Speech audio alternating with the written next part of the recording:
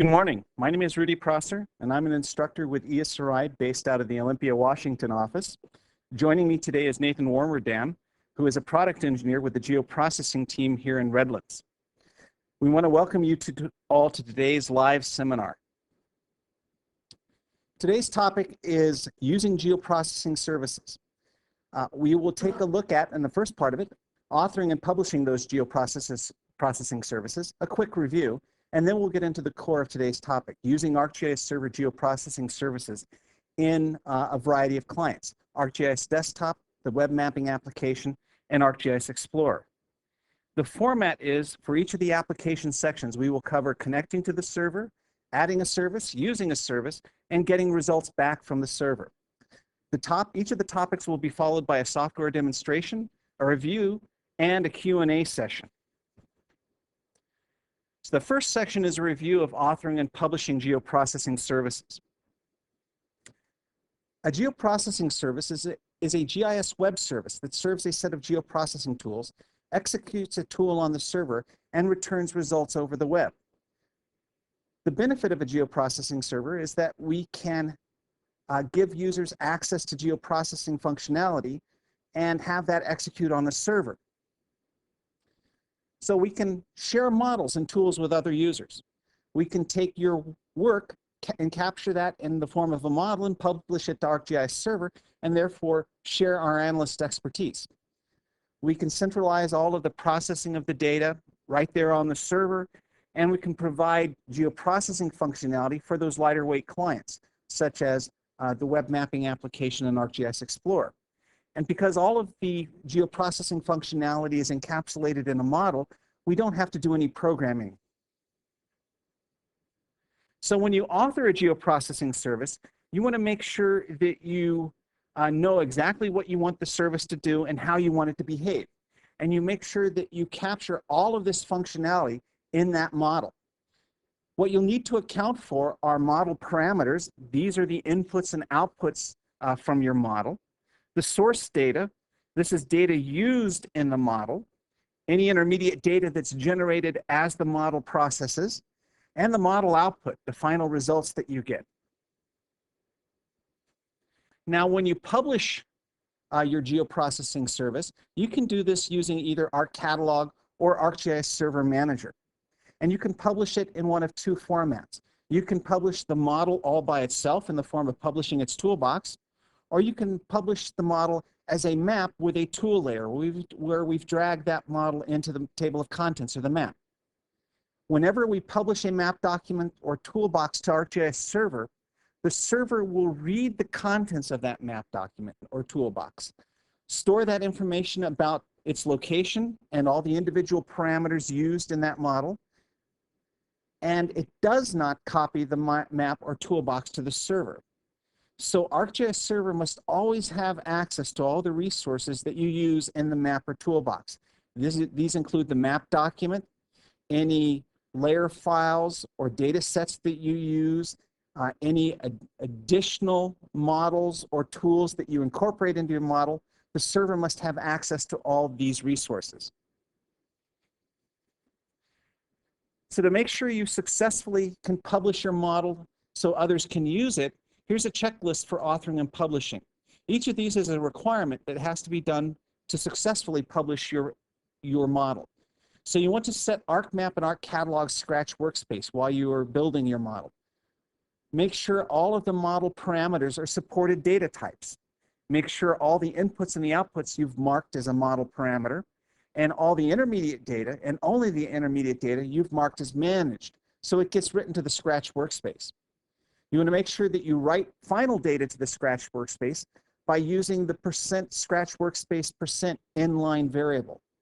And you need to make sure the ArcGIS SOC user has access to all the resources. This includes the map, the toolbox, any supporting objects, and of course, access to data if you happen to be using data from an SDE geodatabase or a file-based system. So our first demonstration, I'm going to show you the model we're going to be using in our 3 client applications, ArcMap, the web mapping application, and ArcGIS Explorer. So the model is just a variation, a geoprocessing tool that does the same thing as the interactive selection tool that you're used to using in ArcMap. So the interaction selection tool allows me to specify a layer I want to select from. And then when I click on the tool, I just simply point to a set of features, or I drag and drop a box to retrieve a set of features. And that tells me how many features I've got selected. Well, the model will do the exact same thing. In the model, as you'll see when it opens, is comprised of two main processing steps. Let's open and take a look at the model. The two main processing steps are the select features by location and the copy features to an output feature class. We're using the county layers as our input, and counties is an example of a feature set. I could use a feature layer here and allow users to actually pick the layer they want to process. The select using tool is an example of a feature set, and this allows me to specify the geometry type I want to use for selection. In this case, a polygon. We're going to use the select features by location, and this will select features from a layer in our map document and write them out to a set of selected features in memory.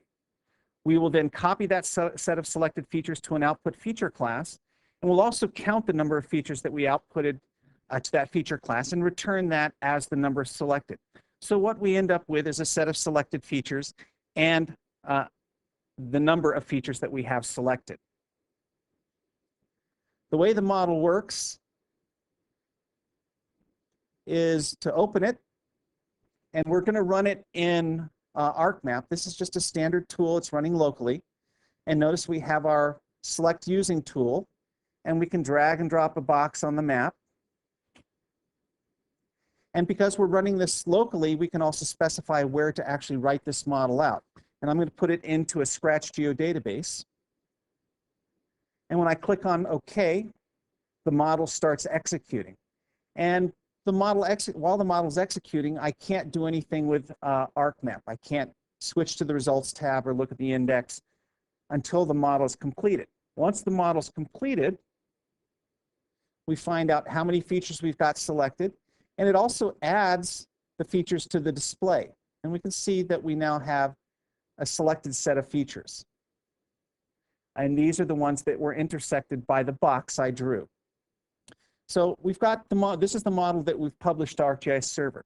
We also have a second copy of this model, does the exact same thing, except this is going to be a standalone toolbox. So we've published the model two different ways. We've dragged the model into our table of contents of a map document called the GP service from map, where it functions as a tool layer. And then we've published this particular map document to ArcGIS server. When I publish it to ArcGIS server, that map with a tool layer becomes two services on the server. A map server for handling results and a geoprocessing service for doing the actual geoprocessing of the data. I can also right-click and publish a toolbox all by itself. And that's what this GP service from toolbox we did with this. In this case, it creates a single service, our GP service from toolbox, with no associated map service. Another thing to note about publishing toolboxes is that any of the tools, all of the tools in that toolbox become available to you. So a toolbox might have 3 or 4 or 5 service models in it. Each of them becomes a geoprocessing tool that can be used via the service. And so this is what we've got to work with when we deal with our 3 applications, ArcMap, the ArcGIS server web mapping application, and ArcGIS Explorer.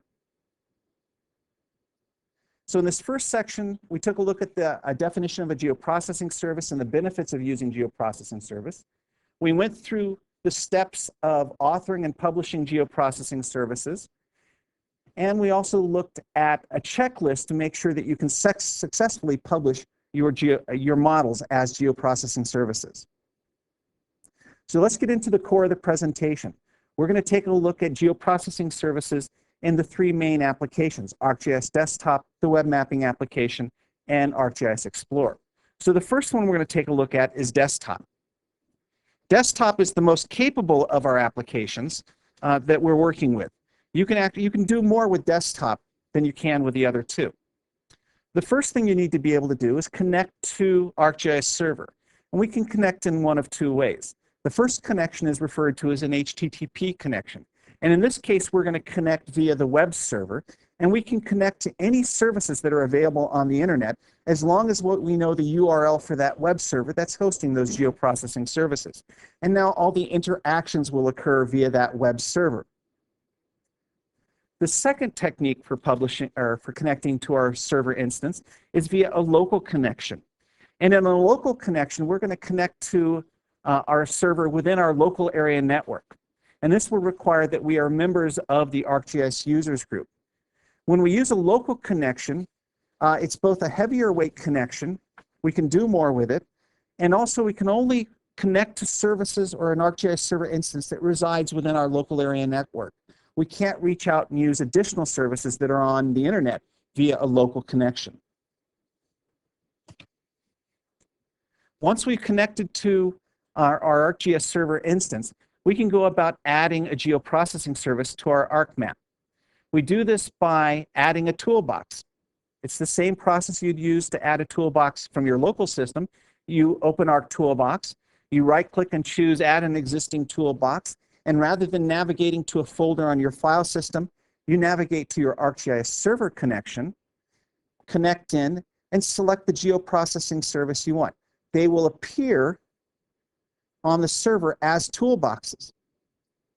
And once you have it added to ArcToolbox, it appears as just another toolbox in your ArcToolbox instance.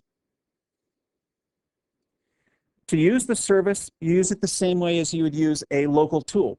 You double-click on the tool in ArcToolbox, you provide all the necessary inputs, and you click on OK, and the tool begins executing. This is one of the places where you will see differences between how tools execute. If your tool is running in an asynchronous mode, you will get a message that the tool has, information's been submitted to the server and that the tool is completed, but it's still going to execute on the server, and while it's executing, you can continue on doing other things in Desktop. If it's running in a synchronous mode, then the tool runs as if it's a local tool. While it's executing, you won't be able to do anything within your ArcMap application. Once the tool has, the geoprocessing service has completed its run, it can return results. And how the results are returned will depend on whether or not you've got a map service associated with the tool. So if we have an associated map service, we've basically published created our geoprocessing service by publishing a map with a tool layer. We can return results back to ArcMap using the map service as a map service layer. And you'll see them immediately in your table of contents. And you can turn them on and turn them off as you would any other layer. If you want to download the data to your local machine, you can use the Results tab at the bottom of ArcToolbox and then download the data by right-clicking on it. If you don't have an associated map service, in this case you've published the toolbox all by itself, then it returns the geometries, the features that were selected to memory or to the Scratch workspace, and they're available on the local machine. And you can add them to the data or add them to your map, and if you so choose, you can write them out to your local system. So the advantages of ArcGIS Desktop is we can return any type of data, vector, tabular, and raster data. We have the ability to download the data to the local system, so you can make your copies of the results. You can do more with the results. You can take the result of your geoprocessing and feed it into another model. And we have many more supported data types that we can work with. What you'll need to do, though, is install and license ArcGIS Desktop to be able to use ArcMap and ArcCatalog with geoprocessing services. So in our second demo, we're going to use our geoprocessing services in ArcMap. And we're going to use both services to show you how they work, and then show you one of the, I think, far more interesting ways that we can use a geoprocessing service. So we need to, first of all, add our tools, our geoprocessing service to ArcToolbox. So we do this by right-clicking and choosing Add a Toolbox. And rather than using a toolbox from our local system, which you can see as its CGP Library U, we can go to our ArcGIS server instance, and we'll go through the ArcGIS users connection. And here we see our two toolboxes that are being hosted on our ArcGIS server instance as Geoprocessing Services. And we can select both of them and add them to ArcToolbox. And as you see, once they've been added to ArcToolbox, they appear as just another toolbox. To use the tool, we do what we normally do. Open the tool and then begin to use it. Notice here that it's going to process all the data on the server, so there's no way to submit data from this tool directly. But I can click on the Select Using tool, drag and drop a box,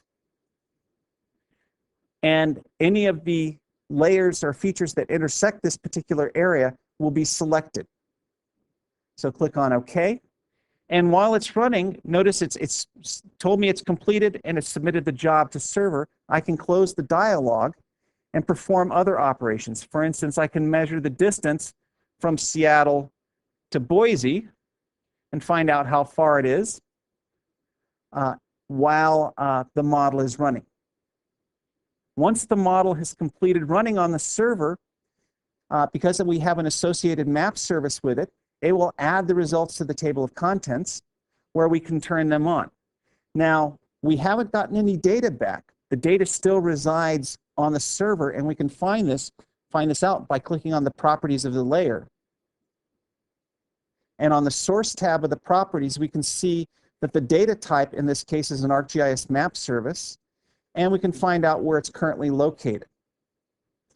And the name of the layer, GP service from map.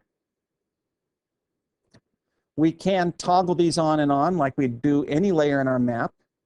And if we want to find out how many features we have selected, we can click on the Results tab and take a look at the current session. And under Messages, where we can see all the messages that were returned back from the server, we'll find out that in this case, 55 counties were selected and returned back. So this is using a geoprocessing service that has associated with a map service. We also published a different model, in this case, a model that's just a toolbox. And in that toolbox, we have just a single tool that we can use. Now, if this toolbox that we published had multiple tools, we'd see several tools listed below that. But we just have one. And to use this, simply right-click on it and open it, or double-click on it. And it has the exact same dialog that we used in the previous tool. We can click on the set of the Select Using tool, and again, draw a polygon area. Double-click to complete. Or if that didn't work, we'll try again.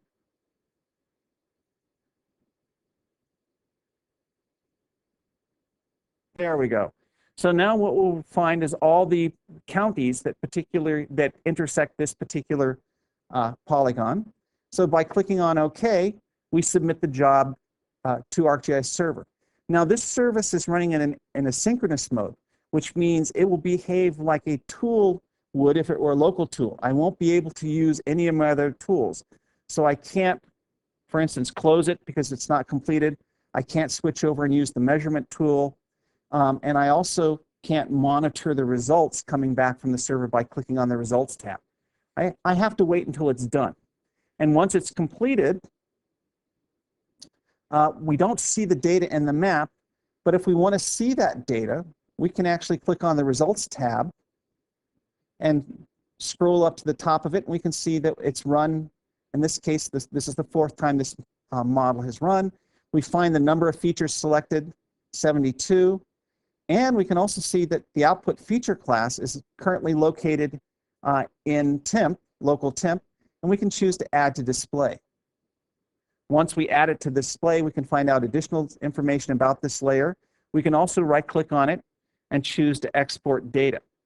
So once I have the layer available to me in my table of contents, I can choose to right-click on it and choose to export the data from that particular layer. So that's using two geoprocessing services, one that was a service with a map layer, and a second one which is a service without a map layer. One of the more interesting ways we can use a geoprocessing service is we can use it as an input to a local model. And we can use a local model to tie services from multiple servers together. So in this case, what I want to do is I want to create a new toolbox in which I'm going to build a model. So right-click and choose New Toolbox. And I'm going to give it a name. Call it My Toolbox 2. And in My Toolbox 2, create a new model. And in this model, I'm going to use one of the tools from my geoprocessing, from ArcGIS server, one of my geoprocessing services. So like I would use any local tool, I just simply drag the server-based tool into my model, and you can see it adds it in. And then if I want to submit or have a user interface to it, I can make a variable from parameters. In this case, the select using tool will be added in. And I want to make sure I model that parameter. So this means I will have a user interface that my users can work with. I have down here, this is my output feature class, and I want to take this as an input into another tool. And this other tool is going to be the basic clip command. So we'll go to the Analysis Tools Extract, and here's Clip. And this is a local tool, and I'm going to drag that into my table of contents and open it and set its parameters. So my input features are going to be a layer from my map, the cities layer. My clip features is going to be a result of my geoprocessing. This is my output feature class. And I'm going to write it to my Scratch workspace as a shapefile. And to make sure I get this back and have it added to the map, I'm going to go and make the output a model parameter. So my inputs are model parameters, and my outputs are model parameters, which is consistent with using geoprocessing services and making sure they work. So save this. And before we go, I just want to make sure everyone understands. This part of the model is actually going to execute on our ArcGIS server instance and return a set of features in memory, which we're going to use with this part of the model, which is going to clip a local data set using this output feature class and write out another local data set. So to execute the model, I have my dialog, which allows me to designate an area. So we'll just grab this area down here.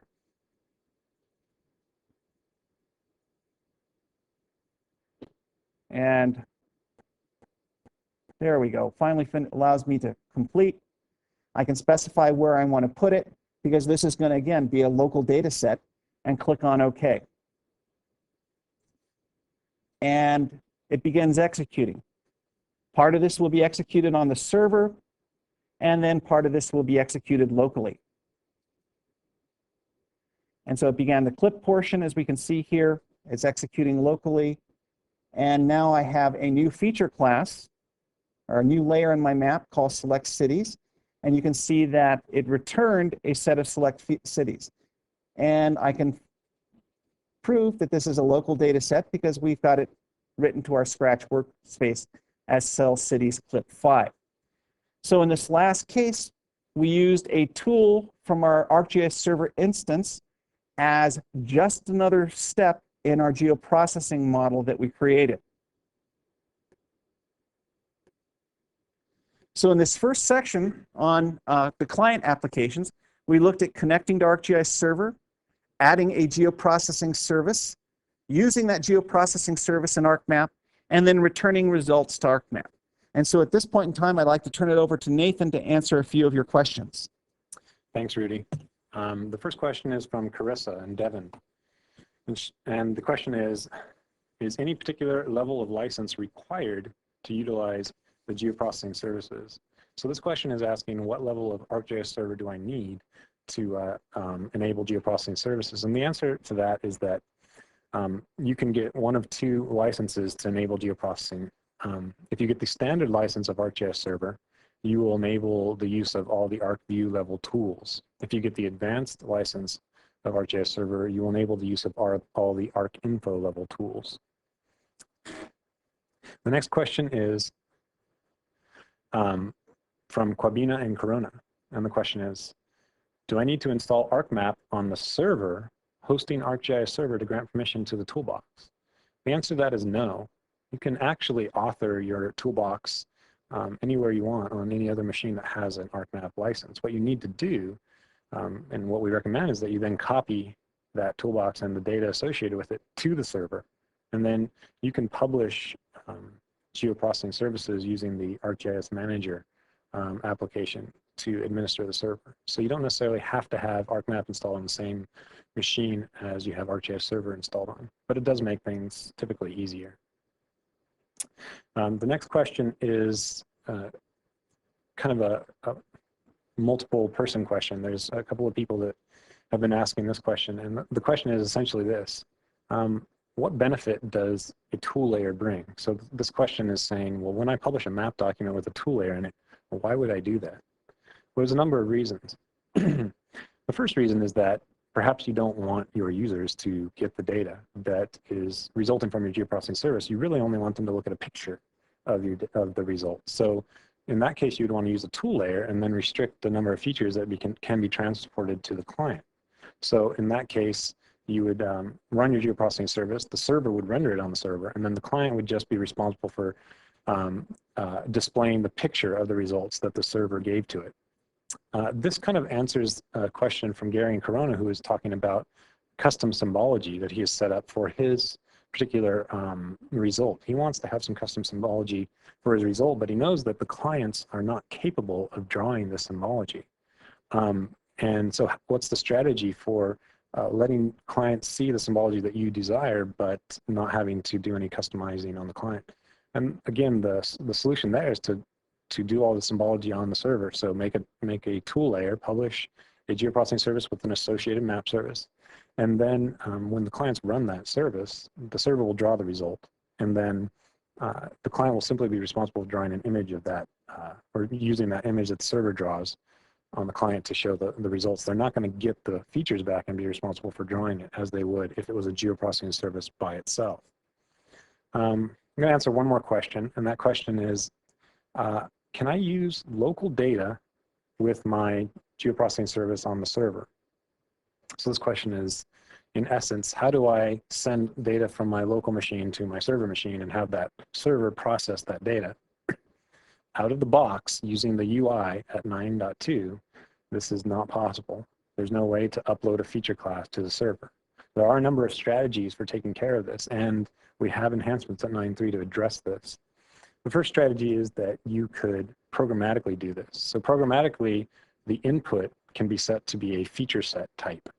And you can create a feature set object, say using Python, and then load the feature class into that feature set and send the feature set to the server. And that way you're sending the feature class to the server and the server will process it.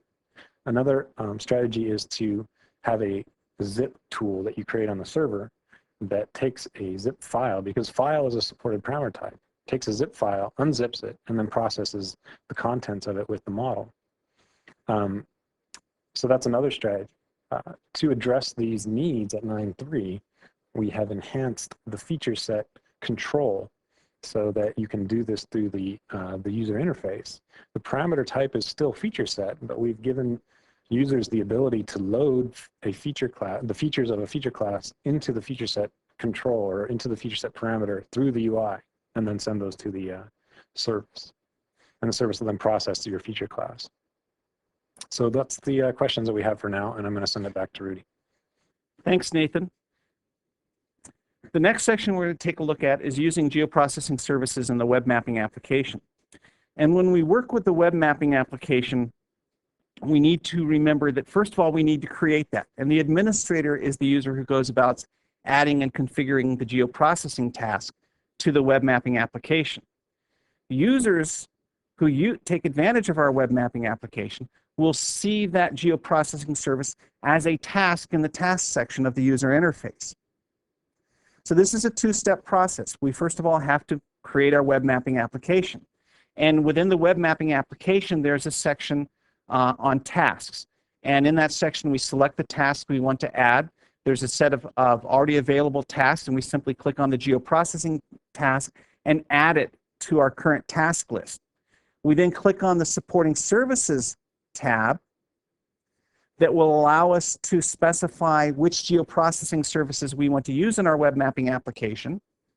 And then we return to the Select Tasks tab where we can configure our geoprocessing task and designate which particular geoprocessing service we want to have associated with that task. We can provide the task name, a help tip for it, and also a number of other geoprocessing task settings can be specified when we configure it.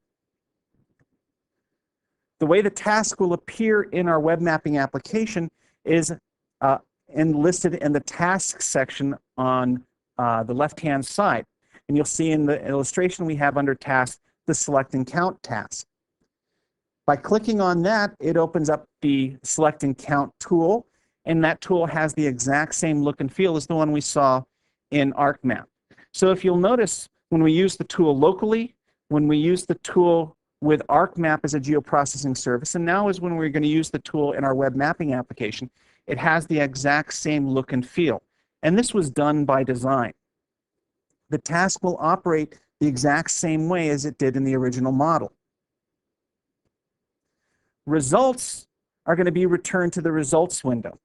And the results will have the same name as the task. And in the results section, you can expand that. You can see any of the return results. In this case, the number of features selected. We can also see the inputs that were provided to the model.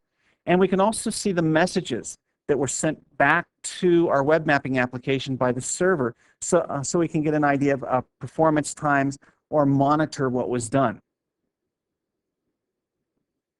So the advantage of the web mapping application is it's a lightweight, highly customizable application we can work with. And it requires just a web browser for our clients. Important things to remember, there's a limited set of parameter types. As Nathan mentioned, we can't provide a feature class as a data type, nor can we get rasters or tables back. And we can't download the data. All the data will reside on the server. So in the next demonstration, I'm going to show you how you can add, configure, and then use a geoprocessing service in ArcGIS Server Manager. So to connect in, I first have to log in as an administrator on ArcGIS Server Manager.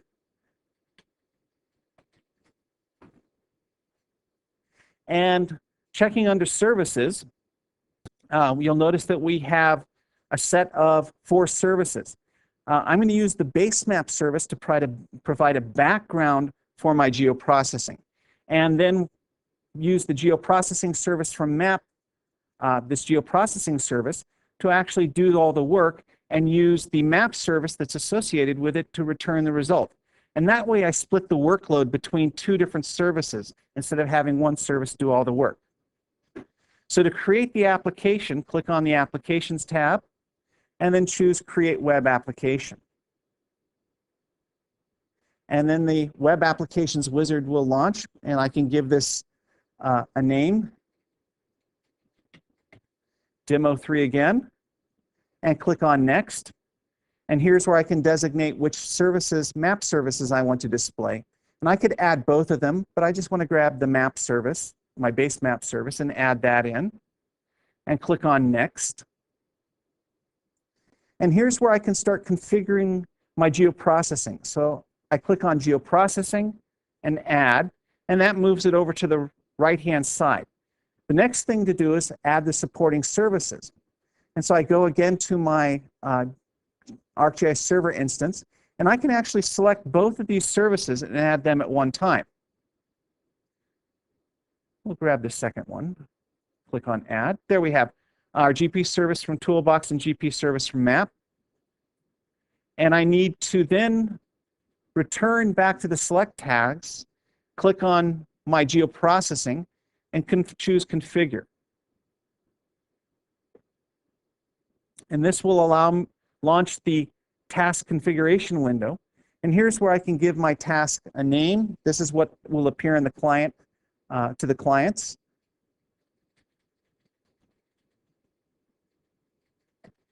So select and count using map, and we'll just give a useful help tip.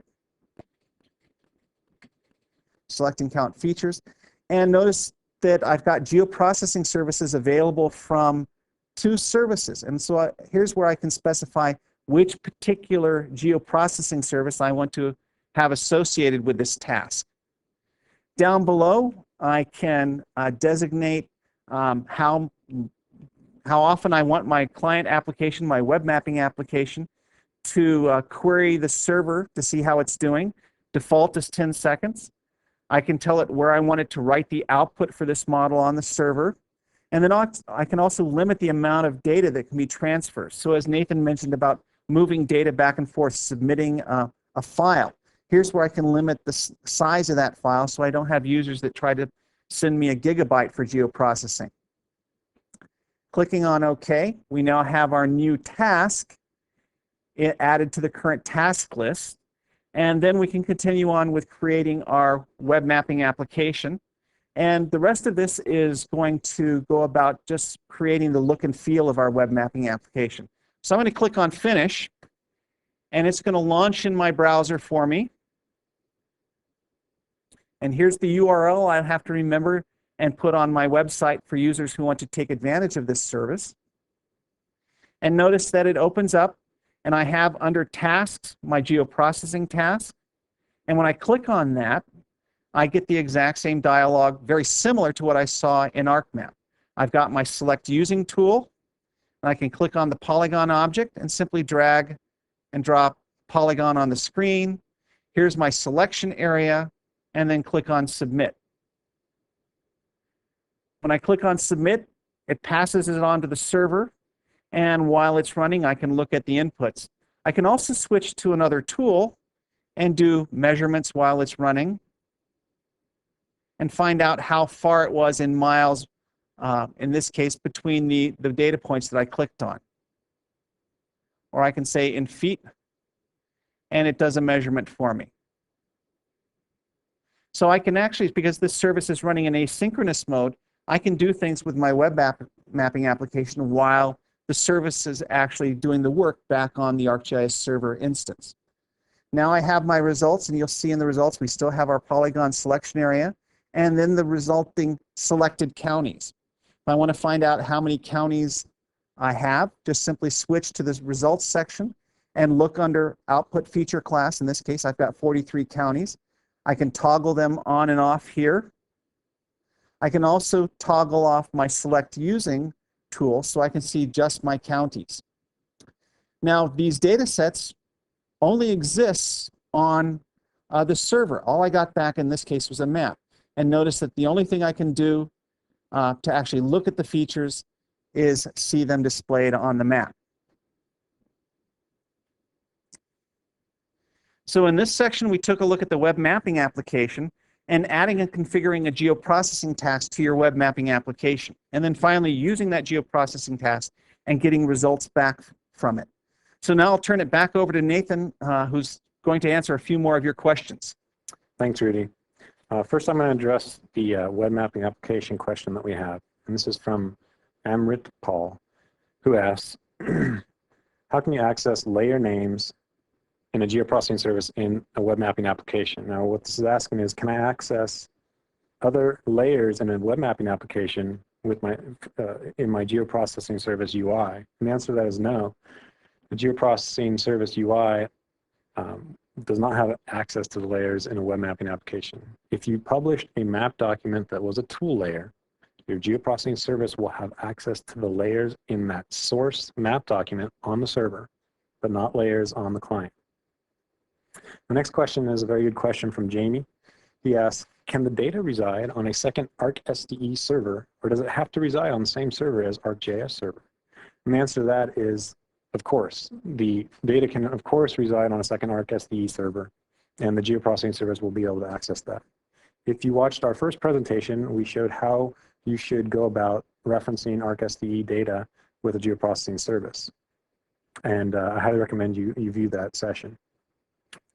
The next question is, can you use Python scripts in ArcGIS Server, specifically for publishing them for use in ArcGIS Explorer? And the answer to this is yes. You can create a script tool on the server that runs a Python script and publish that as a geoprocessing service. Then when you access that service in ArcGIS Explorer and submit a job to the server will run your Python script based on the inputs from ArcGIS Explorer. The next question is kind of an authoring question, and this is from Kyle. And the question is it common practice to create a separate GDB on the server, like a Scratch GDB, to store temporary files? And this is kind of probably something that results from reading the documentation and seeing a lot of references to a Scratch.gdb. When you're authoring your model, you can write your data to a temporary location. And whenever a job is submitted to ArcGIS Server, there is a workspace set up, a unique workspace for that job and that job alone, that job can write data to. And we always guarantee that there will be a Scratch GDB in that location. Now, the practice of writing to that location is up to you. You can write to that location, or you can write to a shapefile, or you can write to in-memory. So it's really a preference of your own. The next question is from Jamie, and it says, can more than one user execute the same tool and write to server Scratch workspace at the same time? As I just mentioned, every job submission will have a unique location on the server for execution and writing of its outputs. So the answer to that is, of course, many users can be running the same service at the same time without any conflict in where they're writing. I want to answer a couple more questions. The next question is, from Aaron in Prince George, and the question is, can the data interoperability extension be used in conjunction with ArcGIS Server? And the answer to that is yes. I have actually set up a service that runs data interop on it. There are some tips and tricks for that will be documented at 9.3. One of the things that you need to be careful of is parameter types. So you need to be careful that you only expose parameter types that are within the acceptable subset that we specify in the documentation. I highly recommend wrapping your call to the data interoperability tools in a script tool. Finally, the last question is from Dustin. And this question is, does ESRI, or do you know anywhere that offer geoprocessing tools that others have already published? We are hoping in the future to have some geoprocessing services available for people to use. That will come with the release of 9.3, and we hope that we can host some services that everybody will be able to use as examples. So that's the questions for now. I'm going to turn it back over to Rudy. Thanks, Nathan.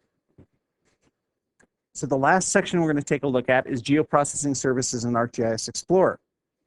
So geoprocessing in ArcGIS Explorer is much like it appears in the web mapping application. The geoprocessing services will appear as tasks in the task list. So to access these services, you'll need to connect to the ArcGIS server instance via a known URL, add the service via a Tools, Manage Tasks menu options, and then to use it, simply click on the task to open it in the Task Center. And the results will be returned to the Map and Results pane in Explorer. And so Explorer is our most a very nice tool for using with ArcGIS Server. Some benefits of using Explorer: you get some excellent backgrounds and contextual information for your results. You can look at it in a 3D globe or look at imagery. You can display the results from multiple services. So in effect, use ArcGIS Explorer to mash things together, where you pull results from multiple different ArcGIS server instances along with local data and add that all together in a single ArcGIS Explorer instance. And one of the best things about Explorer is it's free. Just remember, you have to download it and install it, that it is limited to the Windows platform. And although you can use local data in it, you can't use it to download data from your geoprocessing services. And also, it supports a limited set of parameter types. So let's take a look at Explorer in using geoprocessing services. So here I've got my Explorer instance already up and running, and it's just using one of the layers from ArcGIS Online called the political layer. And to add tools to it, we simply go to the Tools menu and Manage Tasks. And under Manage Tasks, this is where I can get my tasks. So by clicking on Get Tasks, I simply need to go to either a server or to a task file. And for a server, we just simply need to know what the URL is. So if we've got a new URL and we don't see our server listed here, we can click on ArcGIS Server and then simply provide the URL to the ArcGIS Server instance. Once you have the URL listed, you can simply connect into it and expand and see all the tools that are available. And so we've got our Select and Count tool listed there. And clicking on Open will bring it in. And now I've got my Select and Count available to me. To add it to the Explorer interface, simply select it and move it to the right. And if I have a lot of tools listed, I can use a group heading and use that to manage my tools, place them into different groups. Clicking on OK takes me back to Explorer. And here you'll see under Tasks, I now have my Select and Count task. Clicking on that, it will open up my tool in the Task Center. And you can see it has the exact same look and feel that's become very familiar to you. And in this case, we simply click on Add Polygon, and we digitize a new polygon on our screen. And hopefully it will capture the double click. It also allows us to enter in some information about that feature if we so wish. We've got our feature, and we can click on Run, and it begins to execute on the server. While it's running, I can use some of the other tools that are available, such as the Find Place, Create Notes, or Measure tool, and perform some measurement operations here in the map. So I can grab my Measure button and measure the distance. But as it's done, we'll just go ahead and hide the Task Center. We can see that in the results section, we get a set of results back. We've got a number of counties selected, 42. We can turn off our selection layer by unchecking the parameters box. And we now see our set of selected counties in the map. And we can also, as we saw in desktop and as we saw in the web mapping application, we can also take a look at the processing messages that were passed back from ArcGIS Server back to Explorer. And so now we're using ArcGIS Explorer with our web mapping services. And just remember, all I need to do is know the URL to be able to add additional services, geoprocessing services, to my ArcGIS Explorer instance. So in this last section, we took a look at Explorer, we took a look at adding geoprocessing services and then using them in ArcGIS Explorer, and then finally returning results. And again, back to Nathan for more questions. Thanks, Rudy. The first question comes from Catherine in Boise, and she'd like me to clarify what I said earlier. She said, when you mentioned reviewing the first part of your training, what did I mean? What I meant is that earlier this, I guess it was last year, Rudy and I did a session called Authoring and Publishing Geoprocessing Services. And you can find that at the course catalog at training.esri.com, and it's available to you for free. And it just explains how you might create a geoprocessing service. In this one, we're just trying to explain using geoprocessing services. The next question is an ArcMap question, but it's a good question. The question is, for an asynchronous ArcGIS server geoprocessing tool execution that is initiated from ArcMap, what happens if the user exits ArcMap before the service completes its execution? And the answer to that is, if you save the map document before you exit, and before and your geoprocessing asynchronous service is not done executing, it will continue to execute even though you've closed ArcMap. The server doesn't know that the client is closed. The server will continue to chug away and finish executing your request. What's interesting here is that if you reopen your ArcMap that you saved, you should be able to see in the results in the previous sessions that asynchronous task that you submitted. So it has a history. The next question is from Oscar, and he asks, are all the geoprocessing capabilities exposed in ArcGIS Server for .NET available in the Java version?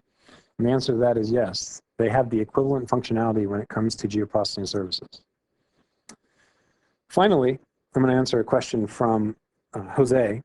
And this question is, can the GP messages be suppressed from the results? As you saw when Rudy did the demos, there were a number of different times that he showed the messages that came back from the server regarding the execution of that service.